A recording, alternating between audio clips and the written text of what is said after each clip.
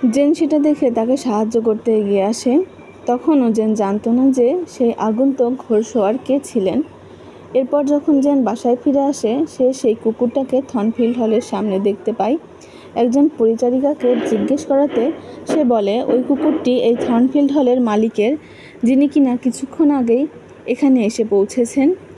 তখন জেন বুঝতে পারে এই ব্যক্তি আদিলের বাবা মিস্টার রচেস্টার। যদিও মিস্টার রচেস্টার একজন গম্ভীর প্রকৃতির লোক ছিলেন, কিন্তু আস্তে আস্তে জেনের সাথে সে সদয় পরামর্শ করতে থাকে। এমন একদিন বিকেলে মিস্টার রচেস্টার জেনকে আদিলের পরিচয় দেয়। সে জেনকে বলে আদিল তার নিজের মেয়ে নয়, সে তাকে পালিত কন্যা হিসেবে কোনো এক ফরাসি মহিলার থেকে দত্তক এনেছে।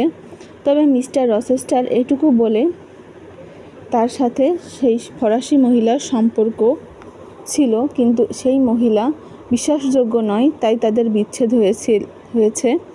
তারপর থেকে মিস্টার রচেস্টার আদিলকে নিয়ে এসেছে লালন পালনের জন্য। এরপর একদিন মধ্যরাতে জেনের ঘুম ভেঙে যায় শোরগোলের শব্দে। সে দেখতে পায় মিস্টার রচেস্টারের রুম থেকে ধোঁয়া বের হচ্ছে। সে দৌড়ে সেই রুমে যায় এবং দেখতে পায় মিস্টার রচেস্টারের রুমের পর্দায় আগুন লেগেছে। সে তাড়াতাড়ি জল দিয়ে তা নেভায় এবং মিস্টার রচেস্টারকে জাগিয়ে তোলে। মিস্টার রচেস্টার অবশ্য বুঝতে পেরেছিল এটা কার কাজ। পরের দিন খুব সকালেই মিস্টার রচেস্টার থর্নফিল্ড হল ত্যাগ করে তার কিছু বন্ধুদের সাথে দেখা